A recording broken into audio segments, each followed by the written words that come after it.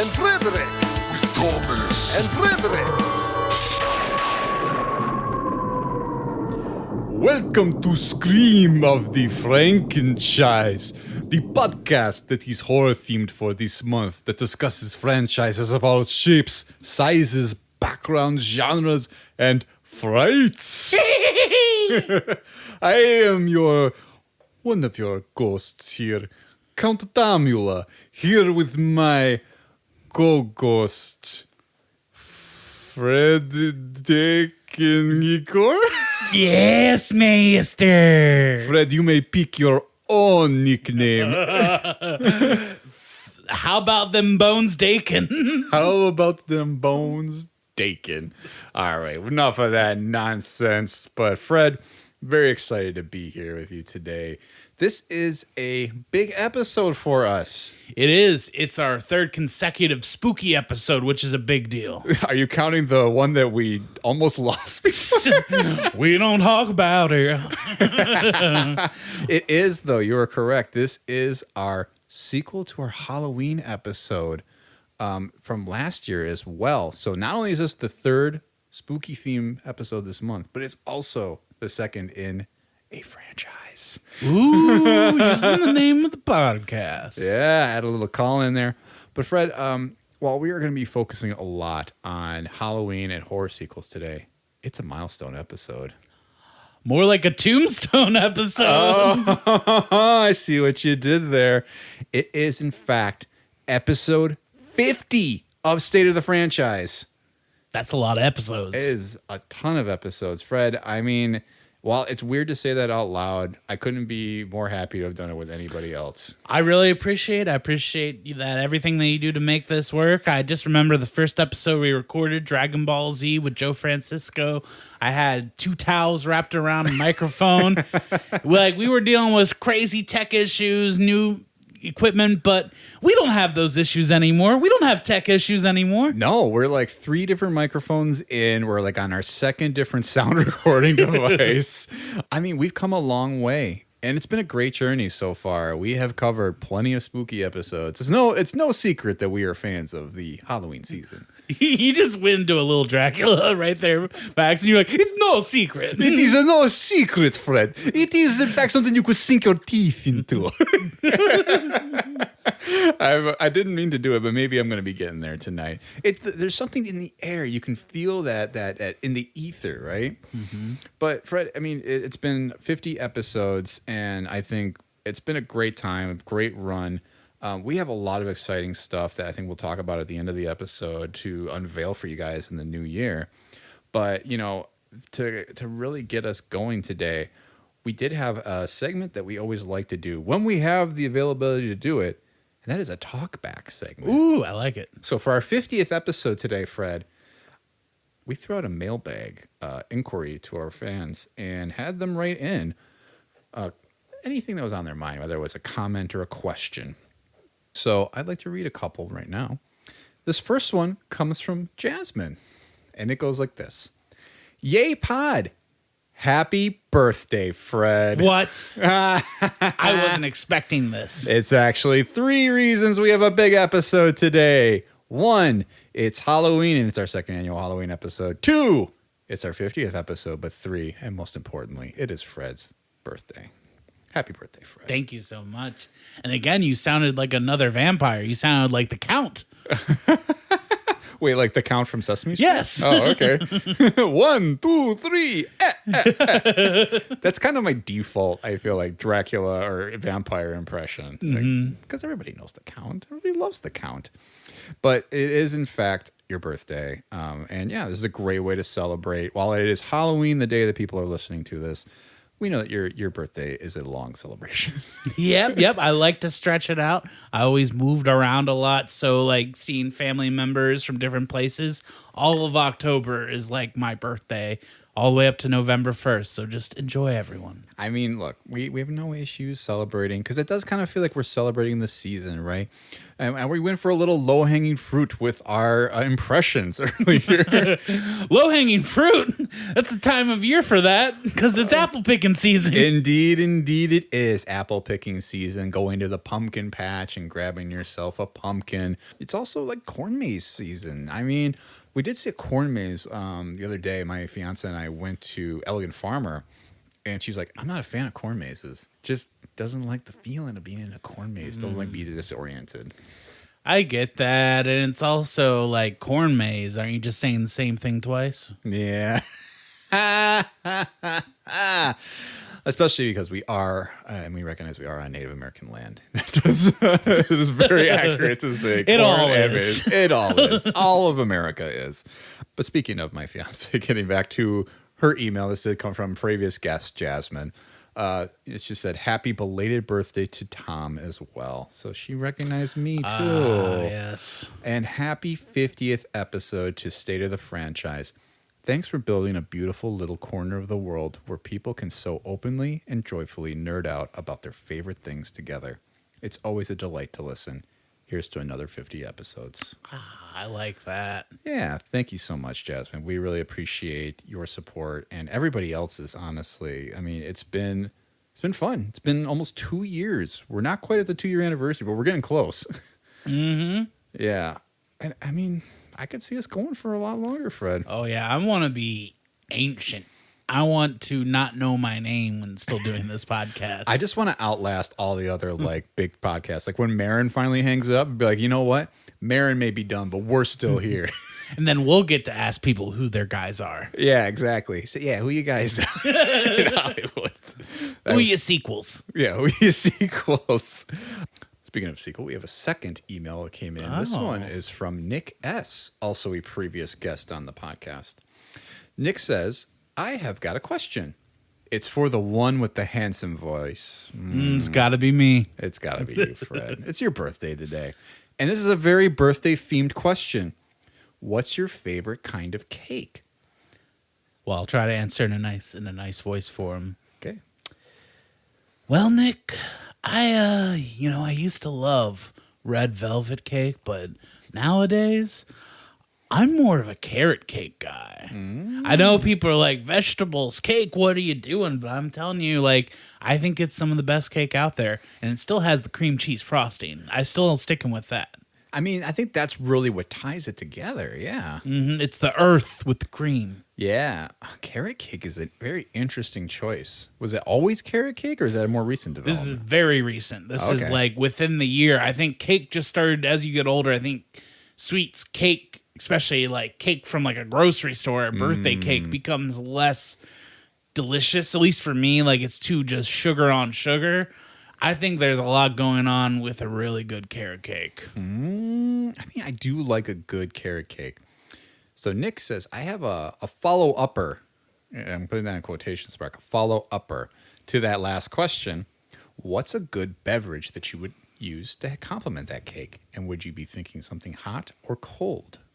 Ooh, so I would love to get, and I never do this, but I love the idea of getting like a hot cappuccino. Like going to a restaurant, they bring out the dessert tray, and an option is carrot cake. And then you get that with like a cappuccino. That sounds good. It does sound like a really nice pairing because carrot cake is kind of, it's not overly sweet. So, and neither is coffee. So you're almost kind of like getting a couple things that balance everything very well. Yeah, I like balance. Yeah. Balance, young Skywalker. That's the worst Obi-Wan I could have ever done. Yeah, but Star Wars, a lot of sequels. A lot of sequels in Star Wars, that's for sure. Nick concludes his email. For the other guy, what do you think about that answer? And that's it. I also like carrot cake, Fred. But if I'm going to have cake with coffee, I think I'm going to have to go for something like tiramisu. It's a very Italian feel to have coffee with cake. That's what I wanted to say. And, I mean, it's the perfect pairing, and it's got ladyfingers in it. Very spooky. Very spooky to have ladyfingers in it. It's just, I don't know. I'm not a huge cake person to begin with, but if I am going to have cake, A tiramisu is also kind of something that's not overly sweet. It gets very kind of got like that bitter coffee taste and just kind of goes down nice. Have a nice cappuccino on the side and you are coffeeed up for the night. That sounds delicious. It's honestly very good. I'm a big fan of it. I'm hoping to have some more carrot or not. Well, I'm hoping to have more carrot cake, but I'm also hoping to have more tiramisu soon. A couple cakes that are underrated. Speaking of underrated though, Fred, we are here to talk about horror sequels, which while they are a bit of a mixed bag, they are a bit underrated.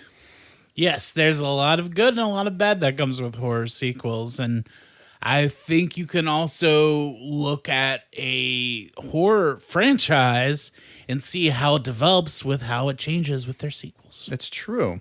So I guess where is somebody like your first exposure to horror sequels? I mean, I know you're a big horror guy in general. You like your movies, especially in and outside of the Halloween time. But I mean, are you somebody that will pursue sequels, or do you just kind of start with the original and stop there? I think it depends how much I like the origins of the franchise. Like, I do not have to necessarily finish anything that I start. I don't have to watch all the entries. But if, like, a movie like Halloween or Nightmare on Elm Street, if that's something that hits, I do kind of want to see all the iterations and how they continue the story or the lore. I like horror lore. I like the backstory of, like, how things got bad in these stories. Yeah. Well, and lore is an interesting thing with horror movies, too, because it's one of the few genres I feel like you can take the story as far as it needs to go. Right, it's very much like sci-fi in that regard, where you can tell a lot of like real world type stories through a horror movie, like Night of the Living Dead. Right, there's a lot of social commentary in that. I know we've talked about that at length last year on the Halloween episode too. But I think when you do get into the lore, and maybe where some of these sequels fall into trouble, they get really crazy. I think it's a lot like improv, where you have people adding all these components and all these spinning plates, and it's like, how well can you continue to spin these things and keep your story afloat with all these new ideas? Yeah, and it's some do it very successfully, and they have stories to tell, but at the same end, I think, yeah, there are things that go nuts. Like, I think of like Saw 2, like how, and not Saw 2, but yes, the movie, because it had to already try to add on to a crazy first movie, but the rest of the Saw franchise has been just kind of bonkers. Right. And it's like, I'm not a big gore guy, but I'm very curious. Yeah. Like, I do kind of want to know like where that series goes, considering that 10 just came out to like reasonably good reviews. Like, people like this movie. Well, I think it's like when somebody has a story to tell that's very fitting for a franchise, it's going to work because they have that perspective they're bringing. But when you want to put Jason in space in like Friday the 13th 10 or whatever it Careful, is. Jason X, pretty cool. Is it though? David Cronenberg's in it. So? You like him. I like Cronenberg. He's a weird body boy. He is. He's a body horror man. He hasn't made any sequel. Did he make The Fly 2? No. Okay. I'm like, because that's not one I really want to talk about. Fly 2 still swatting. Yeah, still. Fly 1 though, remake.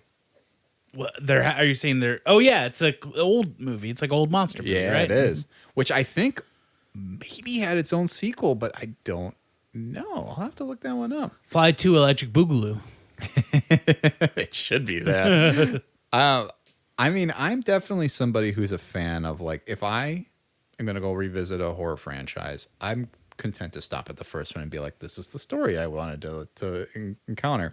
It was an interesting challenge going, I think, bouncing off our last episode on Scream, because I think in my brain, I was like, I don't need anything else from the Scream franchise anymore. I've seen a lot of sequels that I didn't really love.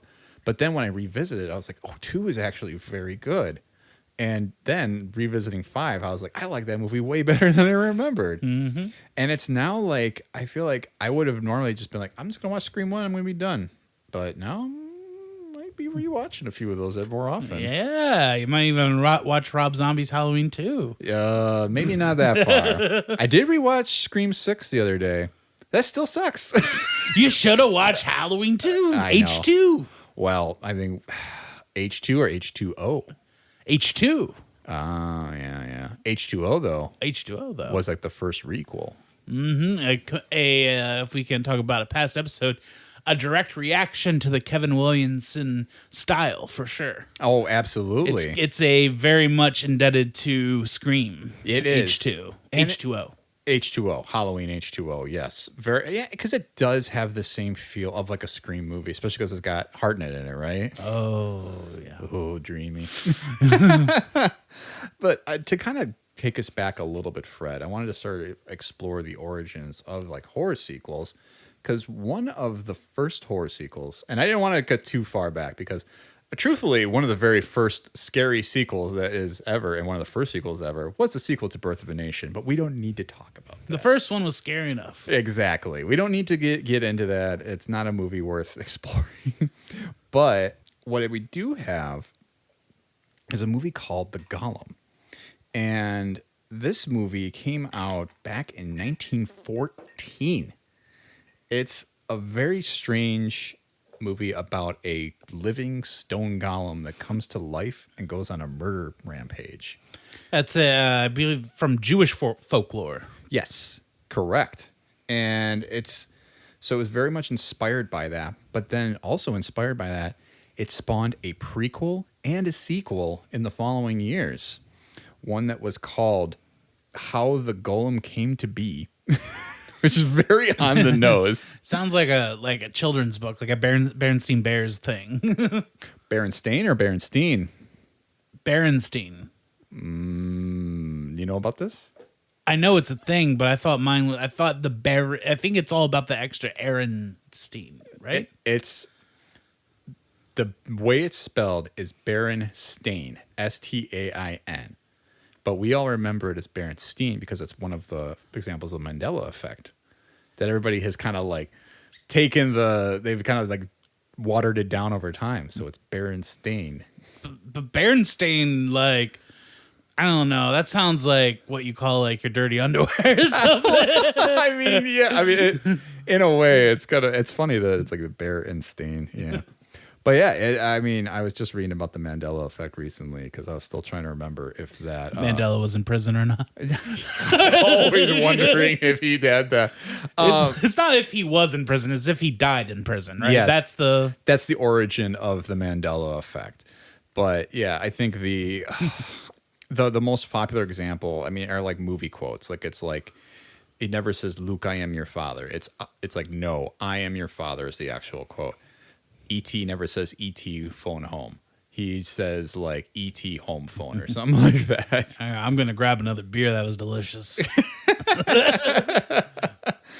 Anyway, so the Golem spawned 2 sequels, but then one of the first big horror sequels, Fred, and probably the first example of a horror sequel that outdid even the original potentially, is The Bride of Frankenstein, which came out 4 years after Frankenstein.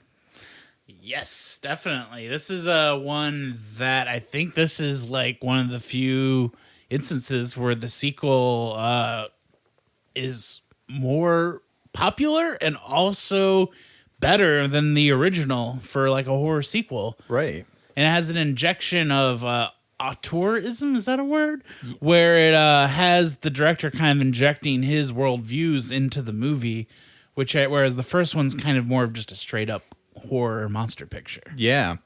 But no, you're right. And it really does add to the lore a lot more of the Frankenstein story, because we start to learn that Frankenstein can actually form words, right? Mm-hmm. And that like he has like unique feelings. I mean, we knew that Frankenstein felt and he was misunderstood, but it's like now he's actually able to verbalize these things. Yeah, we learn he's lush. Yeah. We learn he likes to smoke. Yeah.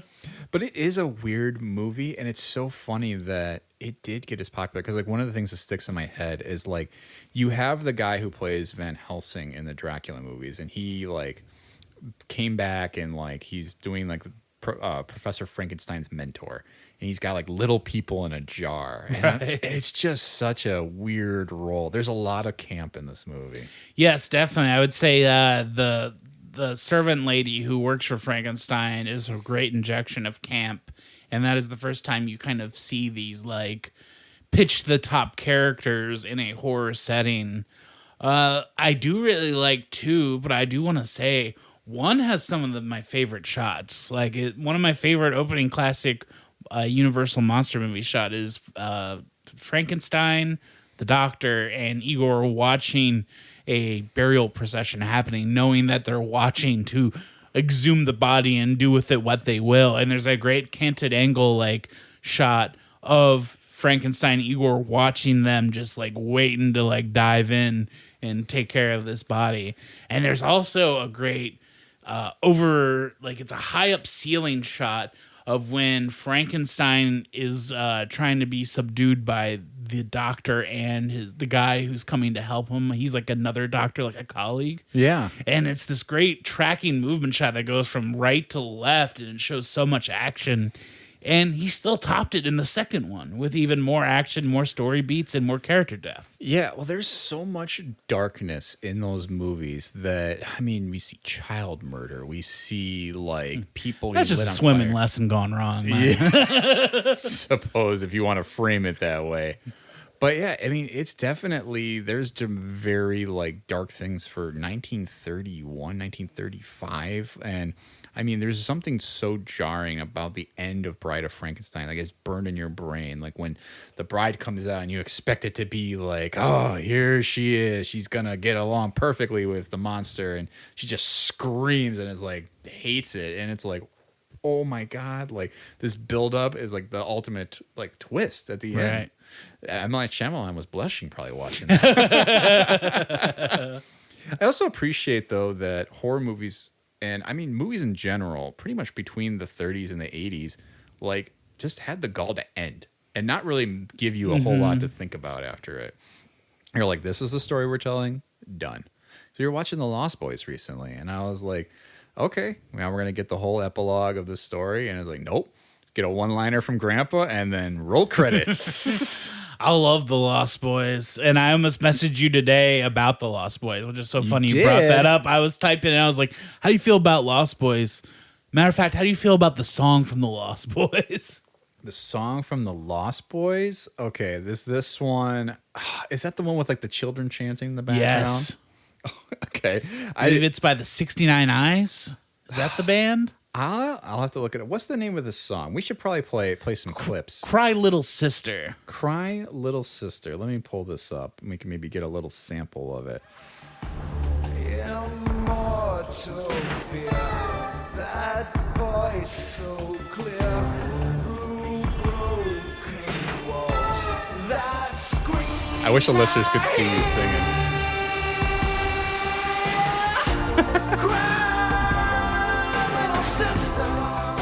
Oh, this is all throughout the movie. Hell too. yeah. And it's just like these great shots of the boardwalk in Santa Cruz. Yeah. Oh, man. What about that hot sax guy just going to town, the shirtless sax player? Cracking up at that. That was so funny. Because he's just like the most 80s looking dude ever. And he's just like playing his sax in between his song.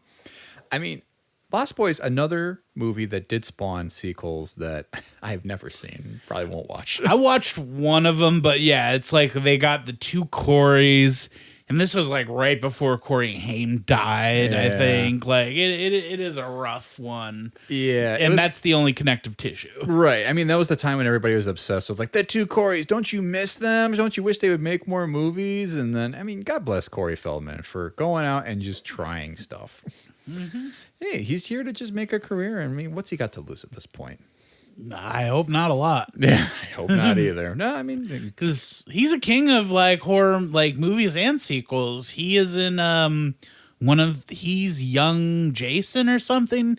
No, he's a young boy in one of the Friday 13th that Jason is like coming after or something. Oh, really? Not one of the later ones. Not Jason X, is it? Jason X is fun. It's in space, and he's got a machete. What else do you need? This is an example of like horror franchises that go too long and go too weird. But I will say that is a movie that if you watch it now, you may not think it's good. It knows what it is. It knows it's a campy movie. which at the time, like, I don't think people were cool with. Like, they were like, oh, cool, Jason's going to be in space. There's probably going to be a Limp Bizkit song, Yeah. you know? And then they watched it. It's like super over the top, campy, goofy. And Yeah. I actually really enjoy watching it. I mean, listen, I'm not here to yuck anyone else's yum. I just know when I saw the trailers for Jason X, I realized that was not a movie I was going to see. No, if you're going to watch a late period Friday the 13th, I would recommend watch Jason Lives. And one of the opening shots of Jason Lives is a James Bond spoof. It's the sniper eye, whatever you want to call it, scope going across the frame of the picture, and it has Jason walking, and then he throws his machete at the screen. Oh, come on. That's actually fun. That's fun. Like, It the is. movie knows what it's doing at that point. And like the kills are like, I don't like gore, but they're fun gore, like inventive. Yeah. And tongue in cheek. Yeah, no, for sure. I think there's examples of horror sequels that have gone fun and they work. Like, I think we can talk about something like Nightmare on Elm Street and how it really, I mean, even the first one doesn't quite feel like it's out and out just horror. There's still comedic elements to Freddy. Definitely. Because I think Robert Englund does such an awesome job with that character, but then they continue to lean into it more and more. But those first two sequels, I think, are pretty good examples of just taking the right things from the first movie and trying something. 2 is a little underrated. Yeah. I was telling you there's a great documentary about 2, how the writer at the time was struggling with being gay in Hollywood at the time, and he put a lot of that into the movie. And if you rewatch it, you can totally see it. Yeah. Like, it's definitely got a lot of metaphors and like shots that are like, oh, this is like about being closeted, and there's this and that. And that's why I think it's an interesting movie. It's not one I go back to, but then I'd say 3 through 5 are really fun and interesting, especially 3. Yeah. Well, 3, I think, is another one that has a banger of a soundtrack. And Fred, it's a song that I actually want to play for you now, because the name of the band that sings that song or plays that song is called Dokken, which has come up on this podcast before. Oh, good. I get residuals on this one. Yeah, exactly. So maybe not quite the way you pronounce your name. It's Dokken. But Dream Warriors is the name of the song and the movie, and it is a banger of a song. Also, Dokken, which I brought up before I said on the podcast, their other song that they're more well known for is called In My Dreams. Mm-hmm. So maybe a precipice to getting this little, like, in with the Nightmare on Elm Street franchise. Did they sing Dreamweaver? They do not sing that. That's Gary Newman. Yeah. But this is Dream Warriors by Dokken.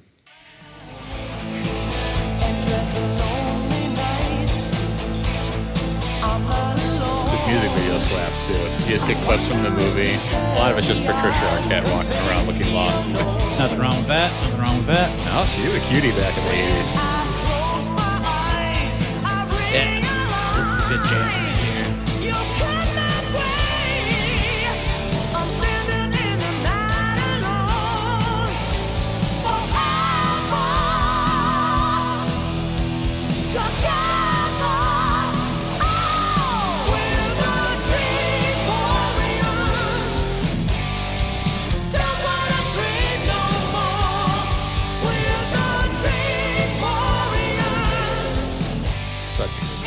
It slaps. It's just a classic, like, I think we saw it before in that other song from Lost Boys, even though it didn't have Lost Boys in the name, but there was something about having a very good theme song for your movie in the 80s and 90s. We talked a little bit about that in the Batman episode, which is fitting that we're kind of revisiting all this on our 50th episode. Yeah, and I think 2 things that those songs that we played just now have in common is they inject horror stings into the song. Like, I feel the Lost Boys song has that, which sounds very similar to the noise it makes in the Halloween score. Yeah. That, you know, like these aren't great impressions, but like there's these little horror stings. And I think that and then the children talking or whatever that is in Dream Warriors just adds this like spooky layer. It does. And it's just, I mean, I have an appreciation just for the fact of like these theme songs were so on the head of like, we're going to put the movie title name in the song and you're going to buy the album and it's going to be great. But yeah, I think you're right though. It does such a good blend of like, even calling back to like that first one, like 1, 2, Freddy's coming to you. And he's like, we're the dream. Which I mean, very much ties back into the movie in a way. I think it's a great representation of how you go from they're kind of on the defensive in the first one, and it's sort of like here in the third one they've kind of discovered we have a way to combat Freddy in the dreams, and yeah, it's like Inception. Yeah. Great example. Because it's such an interesting thing to see like these kids like actually be like, no, we're gonna be able to like beat him on his like own turf, you know. And I think they kind of play with that in the first and the second one, but it's always kind of like, how can they outsmart Freddy versus like they're just like, nah, like, this is my dream too. I got the same power. Yeah, the first one has a little bit at the end where it feels like Home Alone, where she brings him out of the dream and she's got like the little like traps, like whatever she puts in the light bulb. I don't know if she just stole like gunpowder from her dad, who's the cop or whatever. Right. But I do love that. Yeah, I think they do keep that Freddy like humor, but 1 and 2 is definitely like a darker Freddy. It definitely is. And I don't know. I think there is something about how they're able to balance though the humor with the horror, because there are still scary parts in 3. Oh yeah. Some of the scariest thing I was telling you earlier that it's the first Nightmare on Elm Street I saw, and there's a scene where it's a mute guy, which adds another layer because he can't scream out. Right. And in his dream, he likes making marionettes or something. I'm pretty sure it's the same character. And in his dream, Freddy comes alive as a marionette and then turns him into a marionette by his veins getting pulled out of his arm. Ugh. And this is something where, like, I don't like gore, but I'm watching this and I'm like, okay, you know, because it's inventive. Yeah. And it's not, like, grating. It's gross to see and it's shocking. But when he's getting walked by his tendons or whatever, and Freddy's like giant all of a sudden, he's like Godzilla size. Yeah. Playing with that perspective is the stuff that even if you're going to give me an meh overall Nightmare on Elm Street movie, if you're injecting those crazy ideas, like 4 or 5 has the one where there's the Roach Motel, and then she ends up in the Roach Motel and then gets stomped. That movie is not great, but throw that on Halloween time. This is inventive, very cool stuff that, like, I can definitely get, you know, I can watch and be happy. Yeah. Well, I think the way that Nightmare on Elm Street, I mean, and I think some of the later sequels got bad. I mean, I have not seen the new Nightmare, but I understand that one kind of brings it back a bit. Yeah, I recommend you watch that because a lot of the ideas in Scream are in New Nightmare. It's like interesting. Wes Craven's first meta attempt, because it's like the stars of the first one dealing with the idea of Freddy coming into the real world. And like Wes Craven plays a character, Robert Englund plays a character. Oh, fun. And it's I recommend you watch it immediately. Okay. Immediately. I'll be on that. It is one I've had around. I think it's always one that is like, I saw it and I'm like, but there's other horror movies I need to watch first. I'm not going to go to another Nightmare sequel.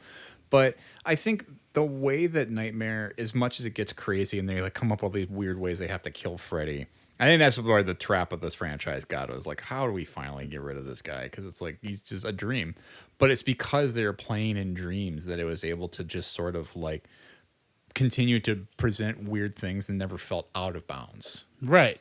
Delivered on the promise that Inception, a movie I love, did not. Yeah. I love Inception, but when we were told it's about dreams, I was expecting some gonzo shit. Yeah. And I didn't get that. I got a movie I liked, but...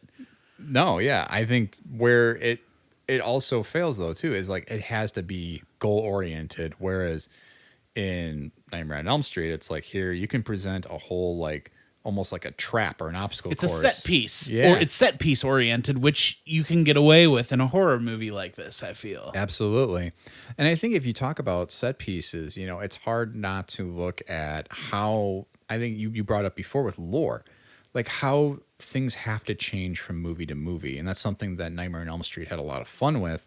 But if we go back to some of the earlier sequels and we talk about something like Dawn of the Dead versus Night of the Living Dead, you know, outside of what Romero was trying to do in expanding the story, which, I mean, it's a natural thing. Here you're in just a haunted house and you're seeing these very like simple-minded zombies trying to get in and eat brains or whatever. But then we get to Dawn of the Dead where they're in a mall and it's like, oh, all of a sudden the setting has changed. The rules have changed. The world is so much bigger.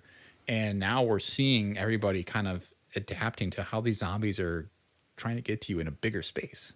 Mm-hmm. And he adapts the social norms and commentary of the time to match the horror movie. Like Night of the Living Dead is very much a response to the civil rights, and Dawn of the Dead is like a response to 80s capitalism and commercialism and just all of us like mindlessly spending money on shit we don't need. Right. Which, I mean, and it's so funny that it even before that, I think Dawn of the Dead came out in 1976. Mm-hmm. So here he was already saying this stuff, you know, well before we got into this mad capitalist society. I mean, but it was already kind of taking off. But you do have, I think, one of the first examples of a big horror sequel since Bride of Frankenstein after Frankenstein that you are seeing the world expand a little bit. And it's something we did see less successful with, like Exorcist II Heretic, as we kind of go back to our Friedkin episode. And I know you love Exorcist 3. You gotta check out Exorcist 3. You must. It's a simply you must. Okay, I mean, now you have your platform. This is like the perfect time to talk Exorcist 3. What is so good about this movie? George C. Scott, Brad Dourif. Okay. They bring back the priest from the first movie in a very interesting way. Oh, Jason Scott, right? Yes, who's not an actor. He, you know, like I think he was a playwright, and he was doing stuff on like off Broadway when he got cast in Exorcist. I know he replaced Stacy Keach. Oh, Keach Man was supposed to be in there. That's right. Now I'm remembering. Yeah, and they had to like pay him out not to be in it anymore. Like it was that close. Holy cow, really? I didn't know that part. Wow. I'm sorry, the guy's name is not Jason Scott. It's Jason Miller. That was close enough. I mean, you know, I don't know. I was thinking like Jason Scott Thomas. Or no, Kristen Scott Scott Lee. Thomas. I don't know. There's so many names. But yeah, Jason Miller. Also, yeah, you said he came back in that. Mm-hmm. I don't know. I mean, I guess it's an interesting thing because 2 is Like, a very direct sequel. unanimously like panned. Like people are Definitely. Yeah, like universally panned. That's not what I mean. Not unanimously. Although that is, I guess, unanimous. Yeah, two Consensus. is a snore from what I watched of it. 3 is written by the author of The Exorcist, William Peter Blatty. And Oh, interesting. 3, what I like about it is it's a detective movie in the Exorcist world. So it's not trying to do the same movie again. It's what if this story in this world? Again, improv. Yeah. What about this in this? How does this affect that world? I guess I can definitely get down with that because you do have other horror franchises where people kind of take advantage and try to do a little genre shift of sorts. Because, I mean, we see that with Alien. We see that with, Evil Dead a little bit, which you can talk about in a bit. But The Exorcist, I think you look at a story like that and even Child's Play with, like, Brad Dourif. Like, it's a different type of role for him, right? Oh, definitely. It's definitely he's acting to the gills as Brad Dourif does, but it's definitely a very different, less humorous role. Yeah, which I'm down for. I like Brad Dourif and stuff. I know we talked about him last year when we talked about the Child's Play TV show and like the Child's Play movie release, but I think there's something unique about the fact that he's so well known for playing this like notorious slasher doll, right? You don't even see his face, Right. but like when he shows up in a movie and he's just serving, like Definitely. He always stands out in anything that he's in. Yeah, I mean, we've seen him in, what was it? We've seen him in Lord of the Rings. We've seen him in Once Flew Over the Cuckoo's Nest. That's a great role for him. He's babyface. Oscar-nominated role. That's right, he was. Billy Babbitt. Yes, that's it. Wasn't he in something else that was pretty big? Deadwood. That's it, yes. He's the doctor on Deadwood. Oh, he's great in that role. Because he's like playing someone who studies medicine, but also like medicine is also on the brink of, learning new things. And so he approaches like head wounds like, oh, this is interesting. You see this, it's like, it's filling up with blood here, which is a sign of, like he's very intellectual as a doctor with like the new knowledge of medicine that's coming in during the Wild West. Yeah, he's curious, right? As much as he's trying to heal people. But isn't he also kind of like a drunk too in that show? Oh, they all are. Though. Yeah. I need to go back to Deadwood. I always fall off that show. But I think he's a classic example, though, of somebody who you get in movies like The Exorcist, where maybe he is just sort of like, his first foray. I think The Exorcist 3 was 1990. So he had done Child's Play by that point. Mm-hmm. But I think Child's Play in itself is another movie where we do kind of see the genre shift a little bit. It goes less into out-and-out horror, and we start getting into kind of that Nightmare on Elm Street of like horror comedy. Yeah, it's very camp, dark comedy. And it also, Don Mancini, who when he made the original 3, I feel wasn't injecting a lot of himself into it. He was another gay creator in Hollywood who wasn't able to inject the things that were important to him and stuff in his life. And now in, a more updated culture, he's able to do that from Bride of Chucky, which still comes out a little like schlocky and not very of the times. But if you watch the Chucky show now, he's injecting a lot of himself into it, and it's a much more interesting show. Whether it works as a horror thing as much as the original Child's Play, I don't know about that, but I think it's a much more interesting property now that he's able to give himself more into it. Kind of like Joseph Whale. Is it Joseph Whale? Oh, John something. I know it's Whale.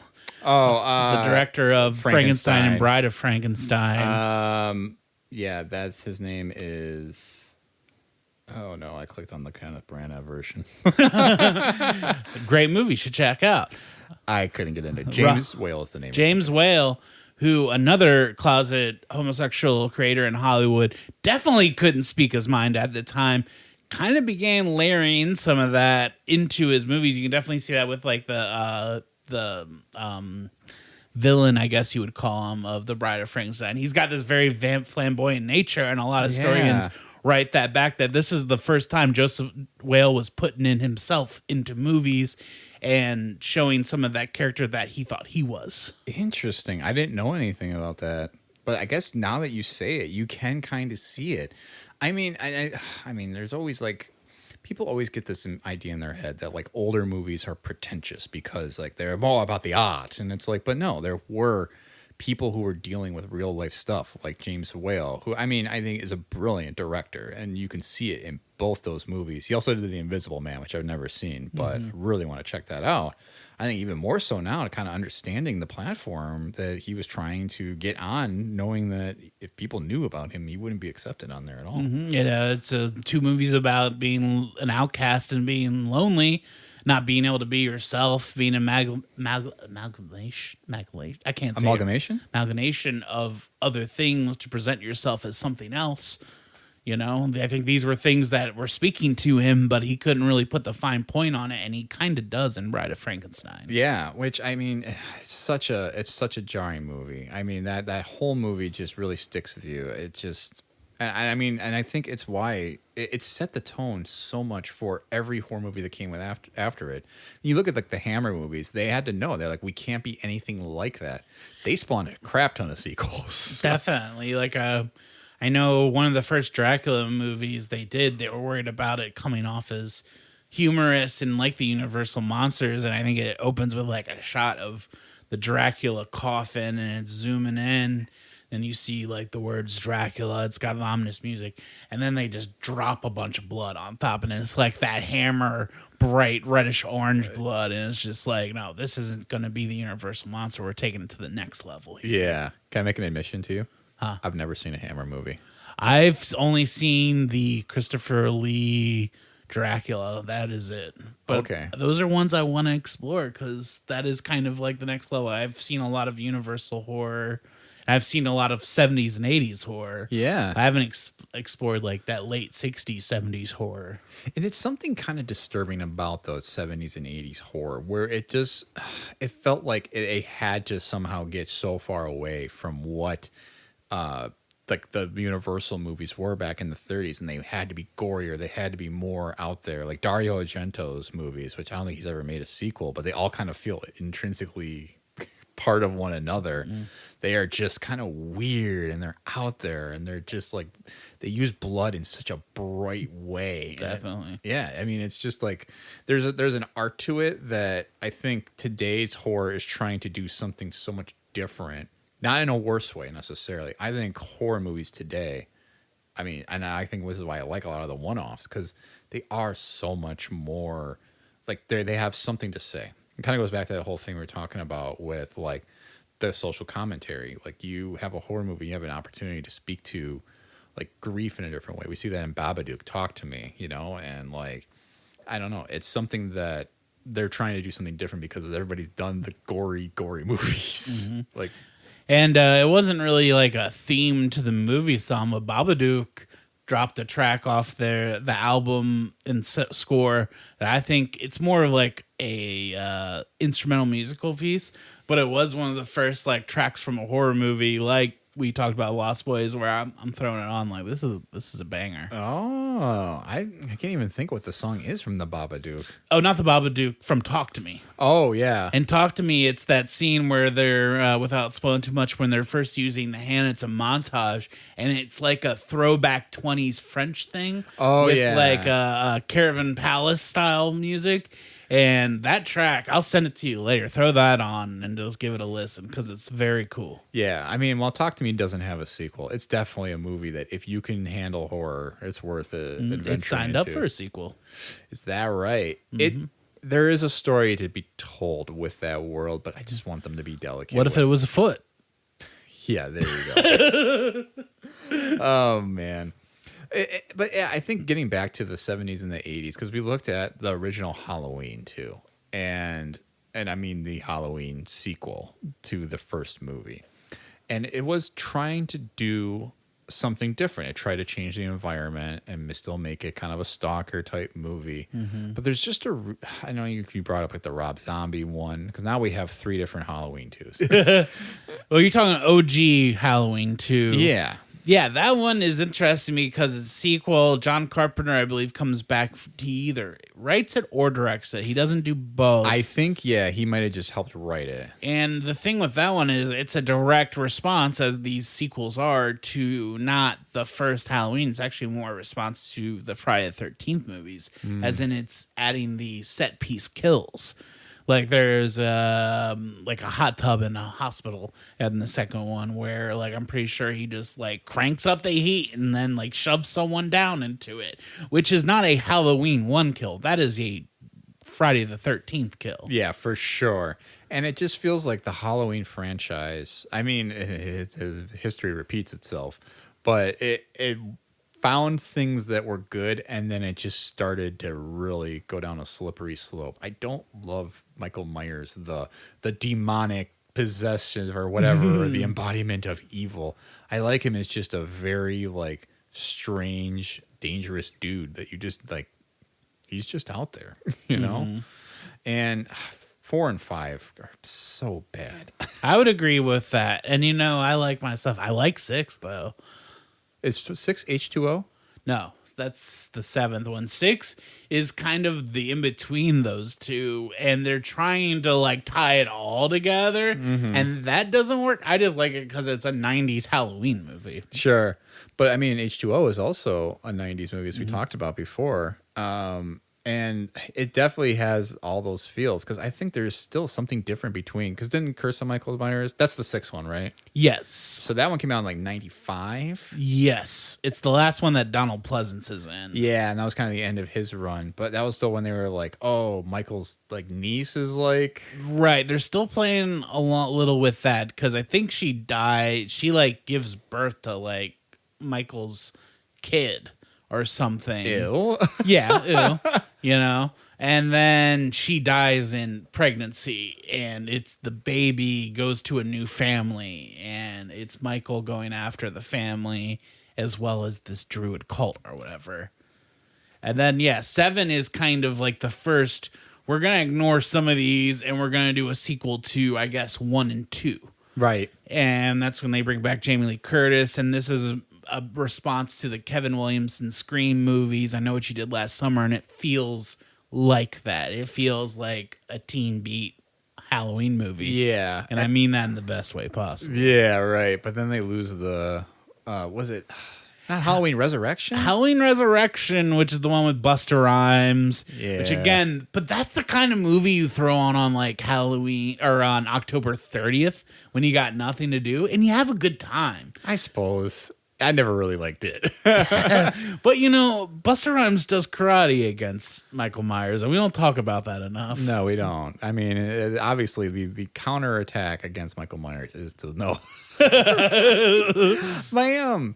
But I think it's so funny to even think about that too. That they did already try this like requel idea of like let's trim out the fat, and then they're like let's do it again in 2018 with which is crazy to think it's only been 5 years since that first like of the David Gordon Green ones, which we talked about a little bit last time. But I guess it does count in the same category here. It's a requel because it's technically the reiteration of Halloween 2. Mm-hmm. Yeah, and we did skip over what's interesting about the Halloween ones is the Halloween 3, which is another one you need to see. The Season of the Witch, which has no Michael Myers, and it just has it's just kind of a story that is Halloween vibes. Yeah. And what are they called? The Silver Sharks or something? Silver Shamrock. That's it. Yeah, it's a company that makes Halloween masks in a town, and the Halloween masks end up having some sort of power over the wearers. That happens on October 31st. Weird. Mm-hmm. And John Carpenter does the score, and I think Tommy Lee Walsh directs it, who was like maybe the DP on Halloween. So it's like one of Carpenter's guys.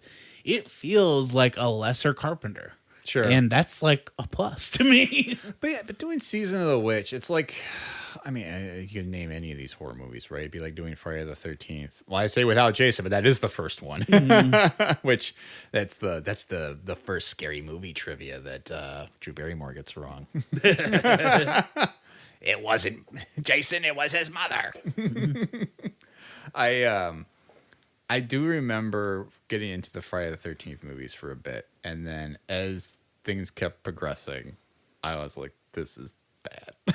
Yeah, my thing with those are I like 1, 2, 3, and 6, and then I like the remake they did a lot. Yeah. It was like the 2013 or whatever, maybe like 2011. Okay. I thought that was actually pretty good, and I also like Freddy vs. Jason. I mean, come on, that's a good time. I mean, Freddy vs. Jason, I think, is the exact, like, it was like of the moment, like, we need a fun movie, we need a fun concept, and it was like, why not put these two guys against each other? Yeah, and I was in 8th grade. I got to sneak into it, and I saw it was perfect timing for it. Yeah, but I think Friday the 13th is maybe, like, the perfect example of, like, going to schlock, like, very Definitely. quickly. Yeah, and it just, I think by the time you get to 3, they're pretty forgettable. And then like 7 is just a straight up Carrie ripoff because it's a young woman with telekinetic powers, and it's like, what if Carrie versus Jason? Oh, is that it? What is it? I have no idea. See, he didn't get far enough. You didn't give him a chance. I watched Jason Takes Manhattan, and that was probably the limit. See, that's like that and Jason Goes to Hell are like the worst. I always stand by the one to watch if you're gonna just want to watch like a 80s slasher movie is Friday the 13th Part 2, which still doesn't have the Jason mask. It's him with the pillowcase over his head and his eyeball.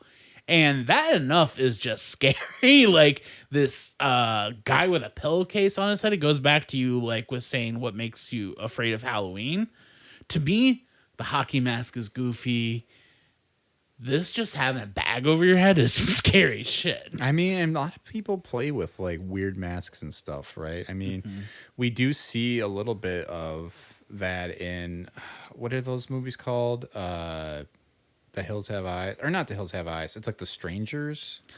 Yes, there's some weird masks in those. Yeah, I mean, there's something like if you get the weirder the mask, the more uncomfortable I feel. Yeah.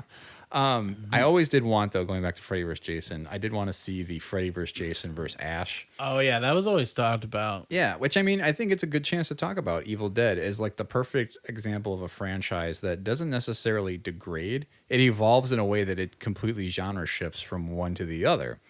Because the first one's an out-and-out horror movie.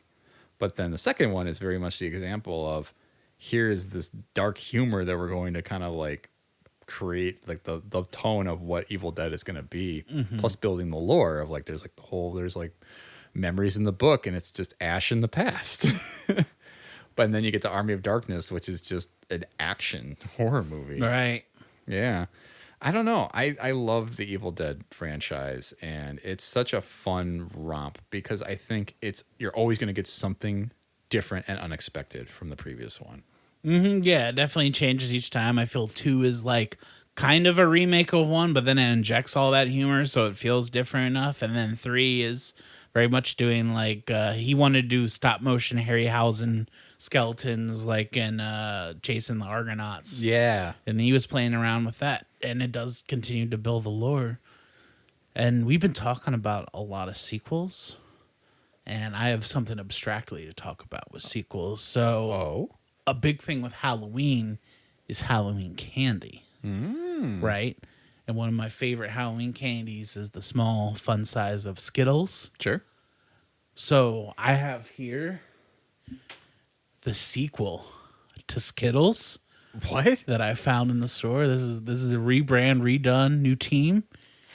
These are freeze-dried Skittles. What? Okay, explain. So I got a bag here. It's from so it's a small business in Milwaukee. We'll shout them out.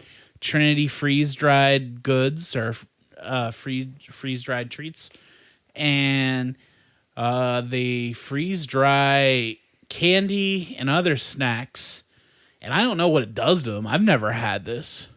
I would think if you freeze dry a Skittle,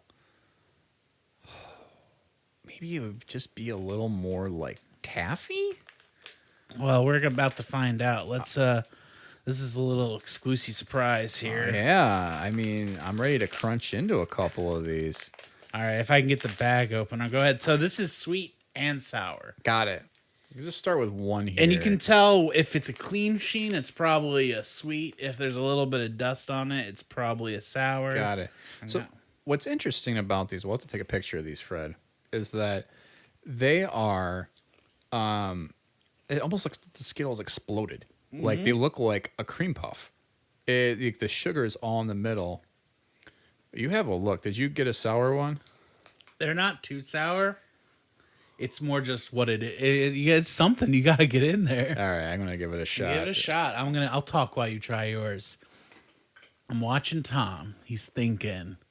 He doesn't know what he's thinking.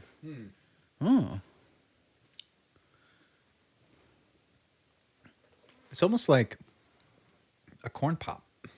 It is. It takes away the like hardness of it, and it's almost like a piece of popcorn or corn pop. Yeah, I was almost gonna say it was more like a runt. Like that's what I remember. Yes, it's kind of like more like airy. I gotta say, I think I almost would rather eat those because they're less like chewy. Because I think my one issue with Skittles is sometimes they kind of get stuck in your teeth a little bit. But like with those, they just sort of like you just crunch into them and then they just kind of dissolve in your mouth. I don't know why I thought they would get rubbery, but no, they just got very airy. Oh, so I would be interested to try. I would almost want a sampler pack of different candies. Yeah, in here, for sure. Because I don't think I would sit here and eat a bunch of them, but I like to whip these out for people now. Like I might hold on to these just to be like, you should try these. Yeah, absolutely. I mean, that's a very fun pack. What was the name of the company again? It is Trinity Freeze Dried. Oh, interesting. So yeah. Maybe we can tag them and they'll send us like a sampler bag or something. Hey, yeah. Please support our show. Yeah, we'll advertise. we talked a little bit about like genre changing, because I think Evil Dead is a fun example. I think even with the remakes that we've had, and I think the one with Fede Alvarez was in fact a remake. We were talking about that earlier. But I think one of the franchises that really makes me wonder, like, are these actually horror movies when you move on with them, is Alien. Right. That's one that definitely changes shapes and almost genres throughout the whole thing. I still think it keeps horror in the back pocket, but it definitely shifts through different movies. Yeah, because again, first Alien is an out and out horror, right? Like you have the idea of this alien that's stalking people, but then the second one is straight up an action movie. And I mean, I guess you could call it an action horror if you want to, because there's still some spooky parts in it. Right. And you see Bill Paxton freaking out at the end. Game over. Charge, man! Game over, man. It's game over. It's, I don't know. They only come out at night, mostly. I mean, but it definitely is a franchise where I think you first get, the horror movie, you get like a very action one, and then you get a third one that's sort of indecisive on then what it wants to do. It's like, do we want to go back to being horror? Which it kind of tries to do, but then it sort of arms them with like little like Home Alone traps, and the studio was like, no guns. We can't have guns here. And you get 3 very notable auteurs, each giving a spin on this, although the third one did not get quite the name of it. Because we had Ridley Scott doing the first, James Cameron doing the second, and then we had David Fincher doing the third one. And you do see a little bit of their imprint on each of those, but on the surface, it doesn't feel like Aliens should have worked. Well, you know, he did go into that boardroom. With the dollar sign. He put Alien, he added the S, and then he put the lines through the S. And he said, any questions? I want that story to be true so much. But we just know it's not like that. I could see it not being true, but also like if you like, you know, hear quotes from Cameron, see the kind of guy is. I could see him doing that, but doing it in like the most asshole way possible. Yeah. You idiots get it? Yeah. But I think I don't know.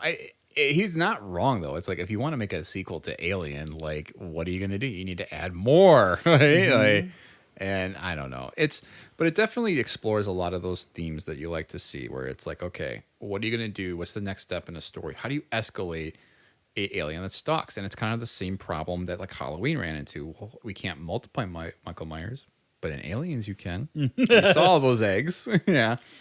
So it's like, and then you get like this whole crew that's kind of out to hunt down these different aliens, and it's just like a shoot 'em up. But yeah, I guess then the third one, Fincher was so strung by the studio. I don't feel like we ever really got his vision. Yeah, definitely. I think that was probably the biggest problem with it. There's stuff in 3, but I always say for like those sequels, I like 4 a lot. Yeah. Know? Resurrection, right? Yes. And that had the director, remind me who it was again? All I know is he's French and he directed Amélie. Oh, Jean P. Jean P. Johnny P. He directed Amélie. Come on, that's like imagine 2 different movies like then other than that. Let's see, Alien Resurrection. Looks like his name was Jean-Pierre Jeunet. Yeah, I might be mispronouncing. No, that sounds right. Jeunet, or Jeunet maybe. I don't know. But I think I've never seen Resurrection all the way through. I just know that it's like Ridley gets cloned. Ripley, not Ridley. A lot of Brad Dourif in there. Brad Dourif's in Resurrection too? Yes. Come on. What is this guy not in? That's what I'm saying. He's good stuff. He is good. Yeah, I mean, the Alien franchise, and then we obviously get these prequels with some very lesser successful sequels in the Prometheus. And was it just Alien Covenant? Was there anything after Prometheus that? And Covenant. And then now we're getting another Alien? Yep, directed by Fede Alvarez, the director of Evil Dead, which Ridley Scott has commented is fun and very badass or something like that. Interesting. Which I think you do need something different for Alien, because it felt like Prometheus, for what it was interesting.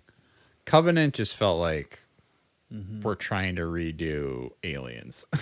Yeah, I didn't like Covenant. I like Prometheus, but I don't like Covenant. Yeah. Prometheus has stuff. It has Fassbender mainly, but But Covenant has 2, and you're like, too many.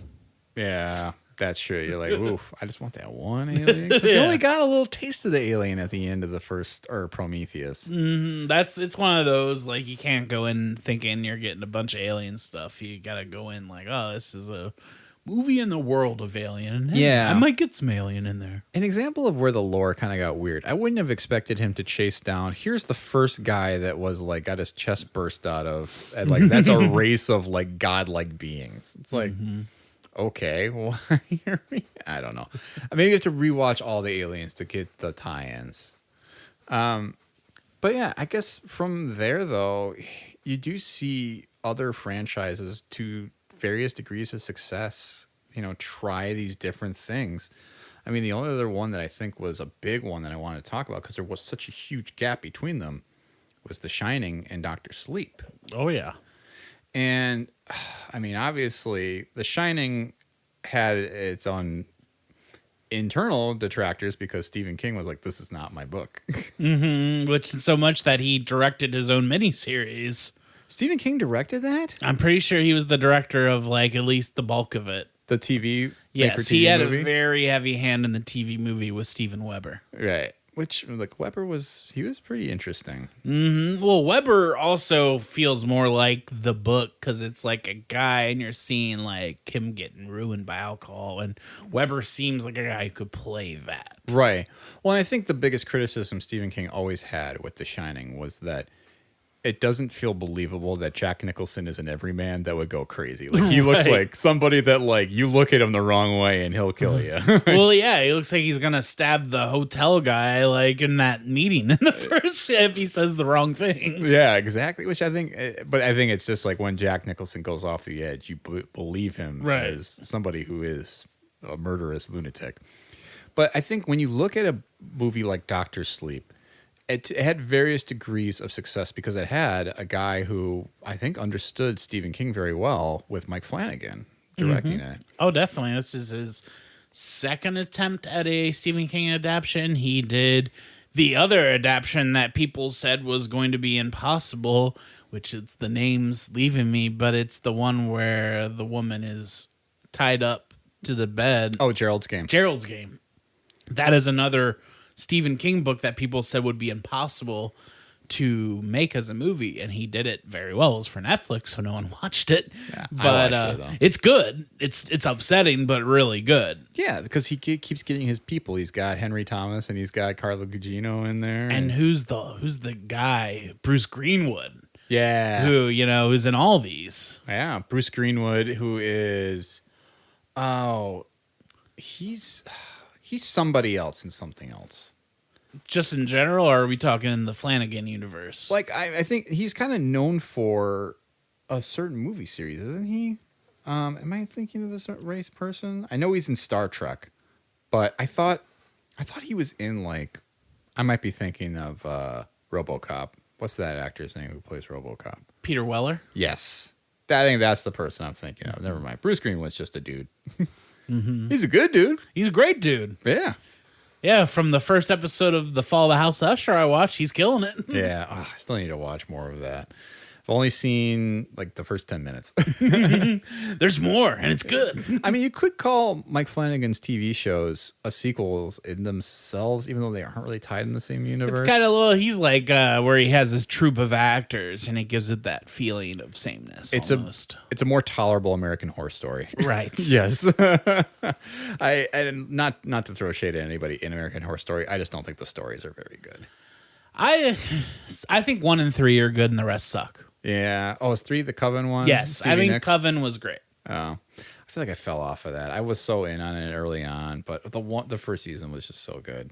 Yes, I think 1, 3, and then it kind of fell off after that for me. Yeah, But 2 was really bad, which was like a big thing. Yeah, the asylum And just one. the subject matter felt gross. I think everything about that aged terribly. Yeah, but getting back to Mike Flanagan though, and Dr. Sleep. I mean, he had a very unenviable task of making a sequel to one of the most renowned horror movies, one of my all-time favorites. I mean, Stanley Kubrick, because obviously did a lot to that movie, but he had to make a sequel to that movie based on a book that was still also written by Stephen King with the whole knowledge and the fallout from what The Shining turned out to be. Right. Yep. And he made a sequel to both, and I think he was pretty successful with it.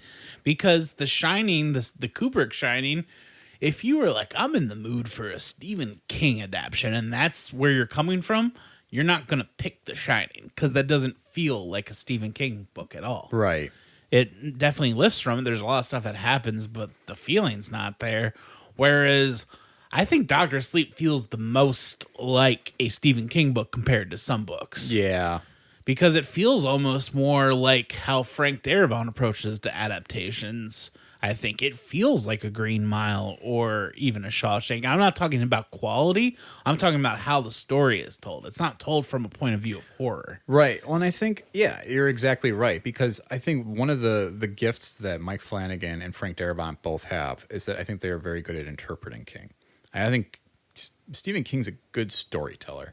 He's not necessarily the most gifted, well, or maybe vice versa. He's a good writer. He's not the most gifted like storyteller as far as like finding beginning, middle, and end. Yeah, exactly. But I think one of the gifts, that Darabont and Flanagan both have is they both can find out where the story should have gone and kind of take some liberties. For sure. I was just laughing because have you heard like John Mulaney like talk about how like Stephen King writes? And, No. Like Stephen King, when he like writes a book, he'll be like, he drove a black Cadillac, you know, the type with the wheels on all sides, spinners on that. He was listening to the radio, one of those Creedence Clearwater songs. You know the ones. And I'm like, yeah. And like that's why he's such a good writer. It's like that lulling in and world building, but he's not a finisher. No, he's not. We'll talk about the Dark Tower. We could talk about the Dark Tower. I guess theoretically, that is a horror series that has sequels of books. Mm-hmm. I mean, I do want to save a lot of our thoughts on it for a dedicated Dark Tower episode. Yes, definitely, especially because I think within a year we're going to have an announcement that Mike Flanagan is going to be doing the Dark Tower. I have high hopes that that's going to happen. I mean, if there's a TV series, I think we are best served to save our thoughts for that. But I think when you look at that book series in a vacuum here right now, you do have a lot of stories that each kind of have their own flavor. You have like the first one is very much a, kind of a chase movie or chase story. Like the second one is very much kind of like a get the band together. The third one is very much like, going to this like out like wasteland, right? And in the fifth one, you have like out and out like a fucking cowboy movie. Well, it's like Seven Samurai. Yeah. It's like exactly what it is. It's they're like like defending a town. Yeah, there was nothing that gave me more juice than reading the fifth one, where they go to this town, and pretty much the fifth one is they come to a town. There's a problem in the town. They're going to fix it. And there's a point in the book, I'm getting chills just because I like it, where like they roll up and they hear the spiel, and Roland like gets them, who's the main antagonist, gets them in a huddle. And he's like, yo, this is a quest. Are we going to do this? This is the thing. And I just remember being like, this is rocking right now. Yeah. That book hit for reasons that I don't know how it worked. But it did. It like, and like some of the lore that they had started building on from the previous books was actually like making sense. It's theoretically the direct sequel to the third book because the fourth one is a prequel. Right. But yeah, I mean, bringing back Father Callahan from Salem's Lot too is another big piece of it, which is super cool. Yeah, which is another story I have not read or watched. It's his second novel. It's slow, but really, but it's really good. I really like Salem's Lot. Something else they're going to try to adapt again, but I really like the TV version. But you could argue in a way, The Dark Tower makes the case that every Stephen King book is connected or story is connected because they play with the multiverse. It's like, it has a multiverse and a cinematic universe. Right. Or whatever you want to call it. A universe, and then it does have the larger universe. Right, because it's like the story is like justifying like the monster in It, and it's justifying the powers that we explore in The Shining, and it's justifying like the fallout of The Stand, and it's just like you see all these different like webs being weaved throughout here, and you're like, whoa, okay, so yeah, and then we do get a character from literally Salem's Lot, or what's the Rick Flag? No, not Rick Flag. Randall Flagg. Randall Flag. That's it. Rick Flag is Suicide Squad. That's Joel Kinnaman, right, from For All Mankind. Her name's Katana. She's got my back. Her sword her sword traps the victims of her. I can't even. I used to be able to do the whole thing. You know what sucks is Joel Kinnaman. I mean, I think he's actually pretty good in the James Gunn Suicide Squad. He's really good in For All Mankind. It's just like I don't know what happened. That another case of just DC messing around. He just serves like American like hero, whether it's astronaut or warrior. Have you seen the trailer for that movie where it's called like Silent Night? Oh, I sent you the trailer for that. That's right. Yeah. The new John Woo's first American film in like 20 years or so. I'm here for it. Yeah, picking up off MI2. Another sequel, but not a horror sequel. We'll get to MI one day. But yeah, just to put a cap on, I think, Stephen King and everything. It's definitely, stories that persevere because they have interesting story premises. And I think Dr. Sleep, well, I think I agree with you. It was successful in having the unenviable task of having to be a sequel to both the book and a movie. It also, I think, suffered from having to try and do those things, and it wasn't quite as good as it could have been. Yep, I think its fault is it didn't work for fans of just The Shining. Yeah, and I don't know how it could have. Is kind of the thing. I just didn't really know what to make of that movie, heads or tails. And I think I would like to read Dr. Sleep the book. That's the only thing I haven't done in that whole thing yet. Which is like why I don't know. I don't know if it's a bad spot or a good spot, but that's why I'm very pro it, because I read the book and it's a good adaptation. But shouldn't it work on its own is a question. Whether it should work as a direct sequel to The Shining, I don't know if it necessarily has to. Yeah. But does that make it more successful? Yes. I mean, when you put Danny Torrance, though, as the main character, you kind of have to like tie it back. I do feel like, though, there are things in that universe that, I mean, it's interesting. It's things I would like to see picked up on in the Dark Tower if they have the time to really stretch their wings. Maybe start glossing over some of the crap about putting Stephen King in the actual story. No, I want him in it, and I want him played by Bill Hader. Oh my gosh! Actually, that would be good. Who was in It? Exactly. Another sequel, and 2 iterations that I think are very. We had a question, I think, in our group chat that we're in the other day, where it was like, do we watch the original made-for-TV It or the movie It with Bill Skarsgård? And I'm honestly on the fence. Where do you fall on that now? Well, I'm the worst person to ask because I'm like both. So you can compare and take notes. No. It's your vibe. It all depends. Like, do you want like a more modern retelling that's going to be more faithful to the book? Or do you want some like 80s throwback horror? Like, do you want Tim Curry's Servant? Like, yeah. I think like the right answer might be some kind of machete order in the future, though, too, of like, I think I like, as much as I was very excited about the casting of the adults for the new movie, I kind of prefer the performances in the old one. And I think, but as far as the kids, I think they cast really good kid actors in the movie version, and they were just okay in the TV one. Yes, definitely. Well, I mean, I like Jason Ritter. Yeah. I liked him, but everyone else is kind of forgettable. Yeah, a little bit. But John Ritter, isn't John Ritter, that's who I meant. Jason Ritter is the son who was in Freddy vs. Jason. Ah, that's right. He is. Yeah, I mean, I think I like, I would, if I were to watch him again, I would love to watch like the first half with, all like the new kids with Bill Skarsgård, and now I'd watch the second half. Just because I love, like, this is battery ass. Yeah, and I feel like the second It movie, the new one, doesn't work well as a movie. It works well as, like, a Stephen King love letter. Yeah. And I do like it for that reason, but I agree it doesn't hold up. It doesn't work well with the first one, but I enjoy It Part 2 when it has these flights of fancies with the lore of Stephen King and just lives in it and has him in it for a scene. Like, I liked that stuff, but I agree that's not what a successful sequel needed. Yeah. And I think here's the question for you, though, too, on this. And I think this is a question we're going to be asking with Dune. Do you treat these truly as two separate movies, or are they really the same story?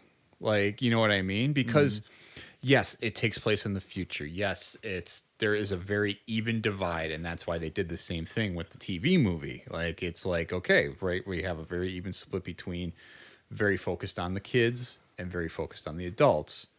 But, like, I mean, it's one story. It's all in the same Right. book. Yeah, I would say if I had to choose, I would pick the audiobook read by Steven Weber. Oh, Weber again, huh? Oh, so good. That's one of the best audiobooks I've ever listened He's to just a because king he guy. puts it all in. Wow, that's fun.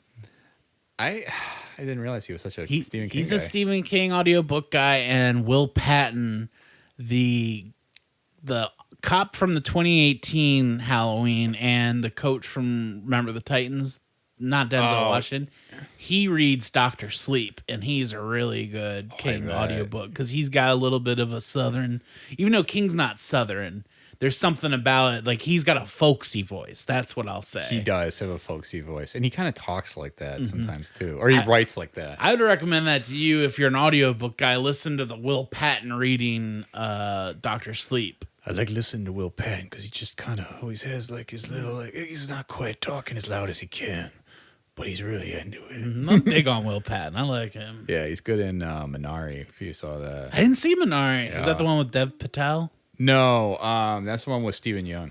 Oh, yes, with the farm. Yeah. I'm like, that was called Minari, right? I'm like, not Yes, Yeah, I'm thinking of another movie that came out that year with Dev Patel. Oh, no. You know the one I'm thinking of, but you just can't. You know the one. You know the tab. You know the tab. Where Dev Patel's in it. Yeah. The last thing I did want to talk about before we start moving on to our coulda, woulda, shoulda is that we also talked about some games this month, Fred. And we haven't talked a lot about games. We've been very focused on movies, and we started talking about books here. But Resident Evil obviously had a lot of sequels that had various degrees of success. Horror does stretch quite into games now, and there's a lot of sequels. I mean, do you have any favorites that are like favorite horror game sequels? I remember The Suffering 2. Did you ever play the Suffering games? I've never heard of that. No. Oh, The Suffering is a guy in prison. It was like Xbox, and pretty much like phantom crazy forces are attacking the prison. Very much like Shawshank, but like demons and ghosts are attacking it. I remember really enjoying both The Suffering and The Suffering 2.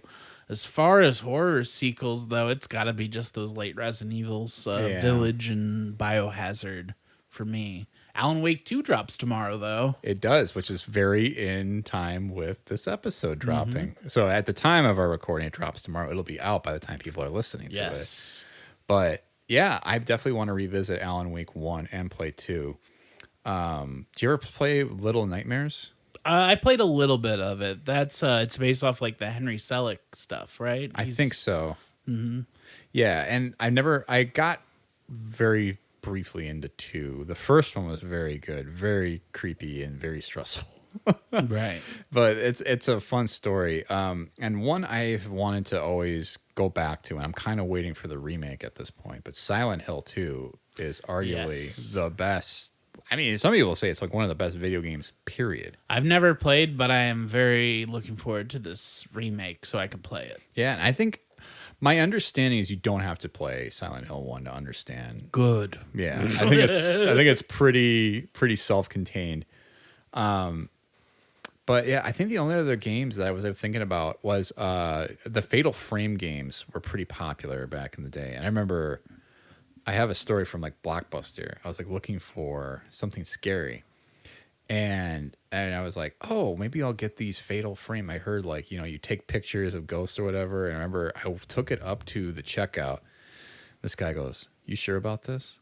And I was like with my mom, I had to rent it. She's like, "What?" And he's like, "Oh, this is like one of the scariest things I've ever seen, like more than some movies." And she's like, "Well, you're putting that back." And I was like, "No!" Oh my gosh, dude, what are you doing? He was trying to look out for me, thinking that it'd be too much, but It's still on my list. I think it's called Fatal Frame 2, like Crimson Butterfly, potentially.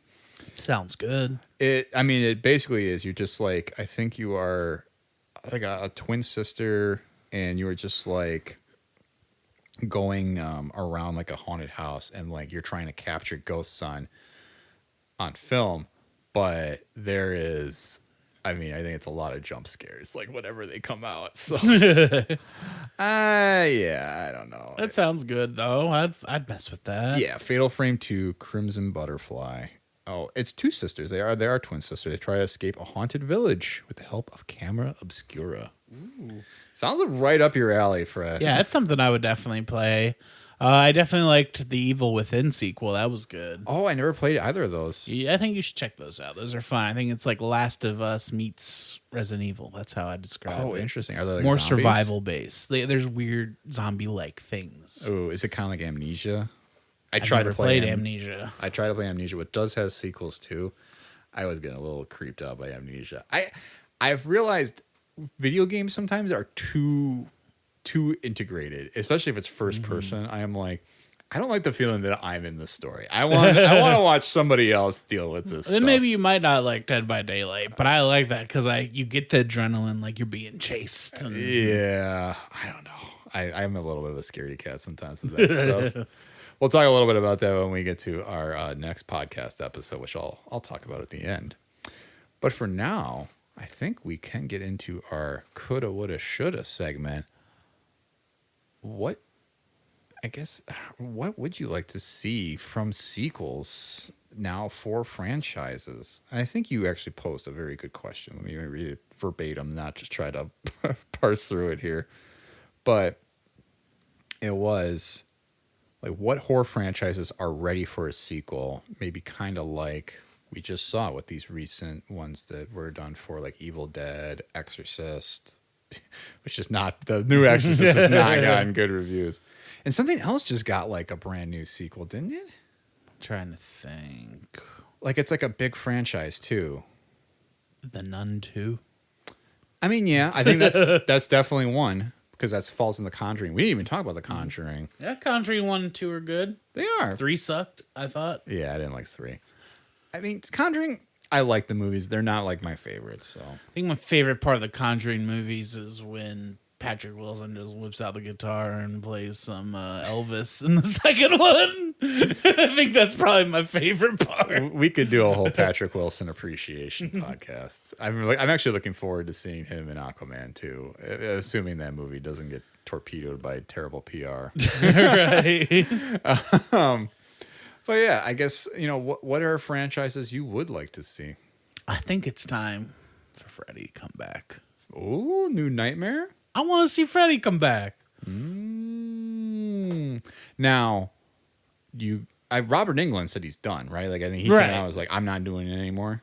Yeah, and I don't think it necessarily needs to have him.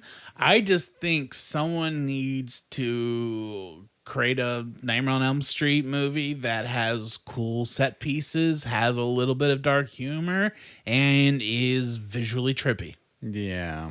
Get the guy who made Mandy to make it. Oh, I saw Mandy's playing at Oriental Theater coming up here. Oh, man. The trailer was playing when I was there last night, and I was like, I am ready. I think I need to see this in the theater. It's a great Nick Cage performance. I would not mind seeing, not because I heard this Five Nights at Freddy's movie is not good. I'd love to see that Willy's Wonderland get a sequel. Oh, really? Yeah, I remember having a fun time with that. I just think Cage doing choices as the silent protagonist was definitely so good. Yeah, but Freddy coming back would be good. I think it's time, and this has already been talked about, but I know like the Hannibal creator was messing with a like Camp Crystal Lake prequel-y thing, and if he gave it the Hannibal treatment to Friday the 13th, I'm like, sign me up for that. Yeah, I could get down with that. I wouldn't mind it. I think it's going to be hard to straight up replace Freddy Krueger. Right. And you almost kind of wonder, would you ever want to explore a different or antagonist than that? Maybe. I mean, I'm not too particular on Freddy himself, I guess. I just like the idea of someone coming after you in your dreams. That's scary. Like, wouldn't it be something if, like, and I'm not necessarily thinking this would be it, but what if, like, the character of Nancy becomes, like, the new Freddy? Mm-hmm. Right? And, like, people are dreaming about her. Maybe, like, seems like she's innocent enough, but then she's, like, murdering. Like, she kind of becomes, like, the error. Yeah, I like that. Like, for me, it's the set pieces and the vibes. I'm not here for just Freddy itself. Yeah, I could get down with that. I do like we've been watching the new Goosebumps show, and they're definitely injecting a lot of Freddy into it with the plot. I like that. I definitely, yeah, it's hard to talk because I guess it's not really a sequel, but it is a follow-up show to the previous one, which is just telling the regular stories. This one's one long story. It's a fun show. I'm enjoying it. Yeah, I like it. I don't know if I have a franchise that I'm like, God, I'm begging for another sequel because I feel like they just did Halloween. We just got a new Evil Dead. Just got a new, you know what? I know a movie I would want. I want something else in like the Cabin in the Woods universe. Okay. Yeah. And I know like the ending kind of leaves it as like, there really isn't anywhere to go. But I could get down with just something that's kind of expansive of maybe there's like the previous iterations where they have to try to get the setups together. Right. A and prequel. Like, yeah, or maybe, yeah. And they're like trying to figure out, like somebody almost figures out how to break out and get into like that like facility, but... Mm-hmm.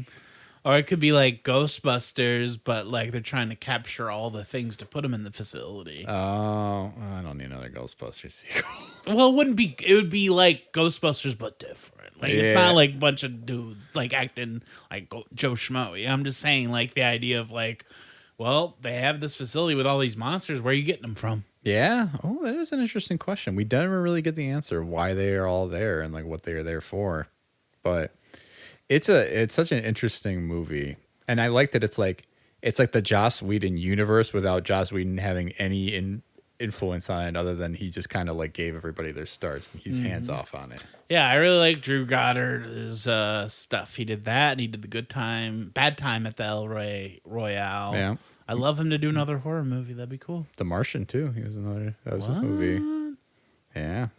It would be good to see Goddard do another one. What are some other franchises you would want to see a sequel to? I think we need to get another wolf out there, another wolf man walking around. And that was always the thing. Ryan Gosling always wanted to do like a low budget makeup based, because they tried to, that was the original idea with the Benicio del Toro one done by the guy who did like Honey, I Shrunk the Kids. Oh yeah. The first Captain America, Joe Johnson, Jumanji. The original idea was to do like makeup, prosthetics, the whole thing, and it was like the Thing remake where they got scared looking at the dailies and they just digital re-overed everything. Oh yeah. Because there's stuff in that Del Toro Wolfman I like, and I think it does well, but overall it loses it because it becomes a CG fest. So I think bring back makeup and bring back Wolfman. Yeah, I do kind of like that idea. Because I just like the idea of like a lower one, or even like another sequel to American Werewolf in London. Yes. Like, I mean, was American Werewolf in Paris? That was technically a sequel to that, right? Yeah. There's not really connecting tissue, but it's like pretty simple. It's the same story, but in Paris in 90s. It's a movie that's not good, but I have a soft spot for it because I had a VHS of it at one point. I bought it used. Sure. Yeah, I don't know. I mean, yeah, I could see that one. It's hard to think because I feel like they are trying to redo a lot of Yeah, they're already redoing them all is the thing. Yeah. And there's a lot of horror franchises like we talked about, like the Babadook. Like I never need a sequel to that because there's no reason for it. And like, I guess Talk to Me, I would have kind of said like, I don't know that I want like that. Like I like that and It Follows and Smile and all that are kind of like, are just sort of on like their own, like these self-contained things. Smile could definitely continue on. Oh yeah, right? keep smiling. Yeah, is that the name of it? It's Smile. Smile. Right? Yeah. Yeah. Like that's definitely a universe you could build out. But Definitely. I don't know. Maybe they will, maybe they won't. Anything else you want to discuss with us? No, I think I'm ready to throw in some tops. Power rankings. So I think this week, Fred, I'm actually going to throw a curveball at you here last minute. Do it. Instead of doing a top 3 horror sequels, I'm going to ask for a top 5 for our 50th episode today. Ooh. What you got? Can they be in not any particular order? Can we keep it loose a little bit? You do whatever you need to do. So I'm going to do Bride of Frankenstein just to keep it classy. Yep. And then I'm going to do Scream 5. I'm going to do Dream Warriors. Let's see what else. I'm thinking, I'm going to throw in Friday the 13th Part 2. Ooh. I got one more, right? Okay, you had Friday the 13th Part 2. You got Dream Warriors. You had Scream 5. You had... What was the other one? Bride of Frankenstein. Bride of Frankenstein. That was it. Okay. I am going to go with Exorcist Part 3. Come on. Oh, get out of here. I'm going to watch it one day. I'm going to tell you I watched it. And watch that. Watch The Guest, which I've been I asking. do need to see that. No, good. Those are good picks. I mean, those are very classic picks. And I think Scream 5 is definitely an interesting ad, and I'm kind of here for it. I will throw out a couple honorable mentions, though, too, that we didn't get around to talk about, because I think they're interesting movies. I did see A Haunting in Venice recently, which kind of counts. What? I know we talked briefly about Branagh with Frankenstein that he did, but it's another one of those Perot movies. Oh, I'm gonna love it, aren't I? I think you're gonna really like it. I had fun coming out of Is it. Kelly Riley bringing the heat? She's good in it. I mean, man, there are a couple supporting roles that are really good. There's like a guy who plays a doctor, and what's it? Jamie Dornan, the guy from 50 Shades. Oh yeah, Barnstar go to Vista Del Mar. Yeah. There you go. Of that fame, the second person to bring that up when I mentioned him. But he plays a pretty good role in it. He has a son too in that. The kid does a really nice job. Nice. I'm excited to Plays check it out. Good creepy kid. The other honorable mentions I'm just going to mention or throw out here because I'm not going to pick these because they do kind of play with that genre switcheroo a little bit. Split. Ooh. Which was the sequel to Unbreakable. Not a great threequel to that, but the first two are very good. 10 Cloverfield Lane. Yes, I thought about that before we recorded. That's a good one. Yeah. And I think that's it for the honorable mentions, but I think 10 Cloverfield Lane is like the perfect... I like that movie so much more than Cloverfield. But my top 5 for you, I'm going to agree with you on Bride of Frankenstein. I'm going to take some liberties here on this one because this is a movie, I'm going to argue right now, while it is parodying the genre and everything about it, Here we go. it is technically a sequel when you think about the story, and it is Young Frankenstein. Yeah, okay. Frankenstein. Frankenstein. Because think about it, he is the grandson. He is. I watched that very recently. It's still good. Still great. It's such a tightly written movie. It's so funny. But it's a sequel. I think you can argue it's a sequel. Oh, to, yeah, I'll give it to you. to I would Bride. have put American Werewolf in London in mine then, if that was allowed. Since it's there's Werewolf of London, which is like a 30s movie, and it's kind of doing that. I'll allow it if you want to put that in, but you got to drop something. Scream 5. Oh, ouch. I thought you were going to get rid of Exorcist 3. I know, I did that just to piss you off. Number 3 for me, also number 3 in the series, Army of Darkness. Nice.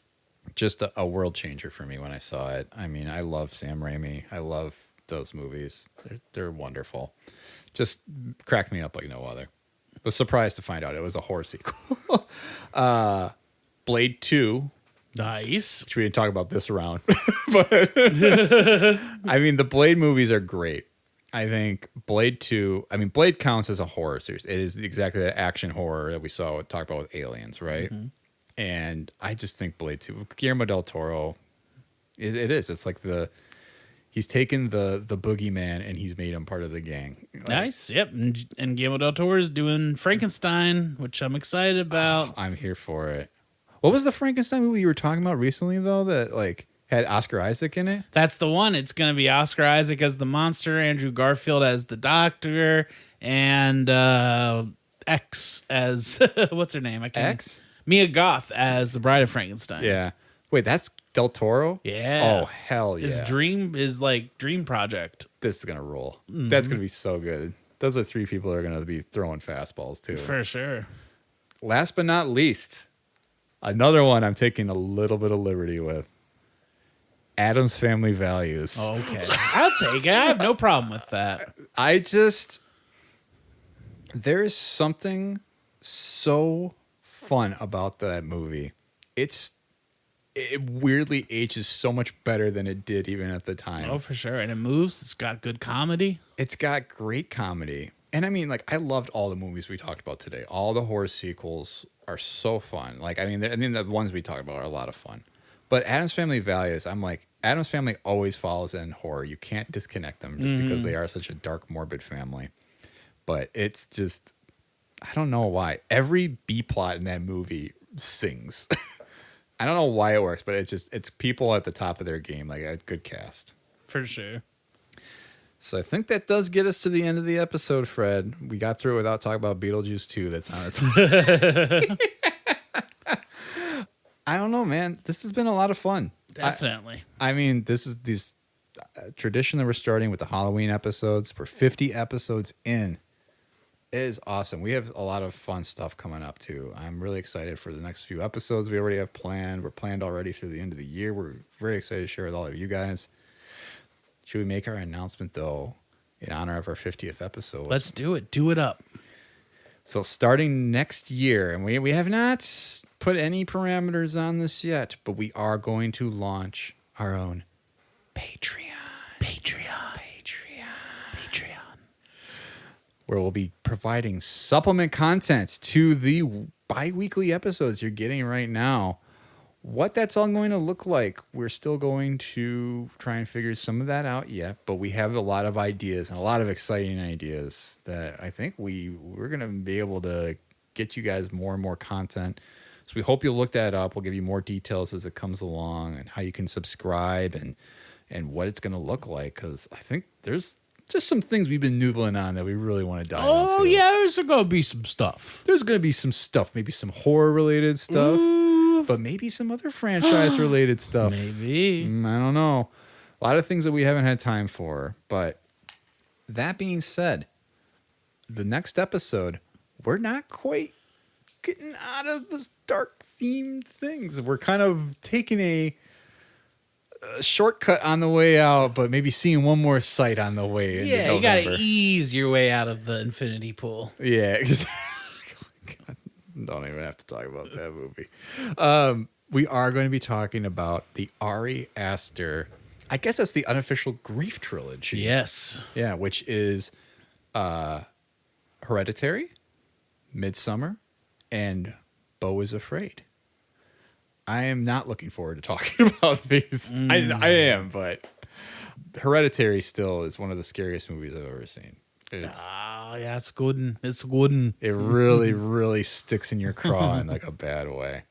Yep, and Beau is Afraid, a movie that surprisingly I felt very seen by. Yeah. Oh gosh. I mean, I'm looking forward to hearing your thoughts on that. It's definitely movies that you don't have to watch in October, but if you did, you would not feel like you're out of Definitely. the realm. So we'll look forward to talking to you then. Fred, anything else you want to plug though before we go? No, just keep listening, keep writing in, keep liking, subscribing, and we're just happy that everyone likes the show. Yeah, absolutely. Yeah, please leave us a review if you have the time to do it. Let us know that you like the show. Like and subscribe. I don't know if we have been keeping quite up with YouTube, but we are on there, and we're going to be putting some more stuff off there. Hopefully more with our Patreon. We'll see. Mm-hmm. Facebook, Instagram, Twitter /X, maybe Blue Sky one day. I don't know. We'll see if I drop a code on that. And yeah, if you want to go to our link tree, you can find other great links there to email us. And if you want to leave a donation, there is a link there as well. And we will see you guys in the next 50 episodes. See ya. Got no cares, Goodbye. all I wanna do is charge my phone, drive, listening to you. And what they told you about will